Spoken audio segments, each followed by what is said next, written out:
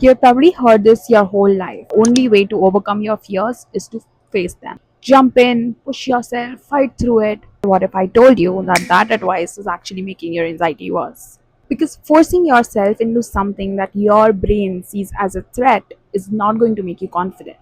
It's actually going to overload your nervous system. That's not going to make you feel less but exhausted. So today, we are tearing that advice apart, and I'm going to show you a way that is smarter, safer, and psychology backed way to actually grow. Telling someone to just face your fears is psychological equivalent to saying someone mid panic attack to just calm down. It rejects biology. Your brain has one job: to keep you alive. And your amygdala, think of it as a dramatic but loyal security guard that hits the emergency button even when the threat is emotional. It's in your mind instead of physical. And when that emergency button, that alarm goes off, you leave your window of tolerance. You either go into hyper arousal or you go into hypo arousal. Here's the thing: when you're in either of those stages, your brain literally cannot learn. You're not proving that you're safe, but you're literally proving to your brain that that situation is really dangerous. So the fear doesn't shrink, but it just gets louder. So if the brute forcing fear doesn't work, what does? Avoidance. Not the kind that you think, not the ignore everything till your life is on fire kind of avoidance. That's called the mild adaptive avoidance, by the way. And yes, it really does shrink your life. But there's another version. It's called strategic avoidance. Means pause. Don't push through panic. Listen first. So that strategic avoidance literally means that, because avoidance itself is data. When you avoid something, your nervous system is saying, I'm overwhelmed, I'm too scared, it's not worth the stress, I don't feel safe. So you don't conquer the fear by bulldozing it and doing it anyways, but conquer your fear by listening to it, by understanding it. Now, how to do strategic avoidance properly? Step one is to listen to the signals. Now, instead of ignoring the urge to avoid, get curious. Ask, what exactly am I avoiding? What story is my brain trying to tell will happen?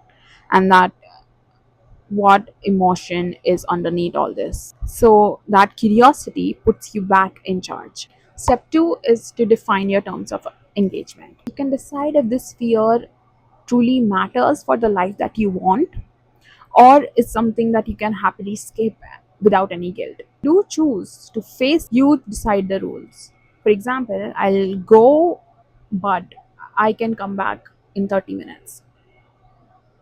So that keeps your nervous system inside the window of tolerance. Step 3: build scaffolding, like a fear ladder. So don't just jump off a cliff, build stairs, small, manageable, tiny steps of a stair. So you only move to the next step when the step that you're already on feels boring. That's how you build self efficacy. That's the belief that I can handle things. And that belief is what eliminates fear. So, not pressure, not force, not shame, but belief. We've been celebrating the wrong version of bravery. Being reckless is not brave. Traumatizing yourself into confidence is not brave. Real courage is self awareness, knowing when to push and when to pause, respecting your body enough to build safety around it instead of shock. And growth doesn't happen in survival mode, growth happens when body feels safe enough to try again. For way too long, we have confused being reckless with being brave. We celebrate the person who blindly runs into the fire but ignore the quiet genius who first looked for the fire extinguisher or just found another door. True courage is not having any fear, and it's definitely not mindlessly confronting it. True courage comes from self awareness.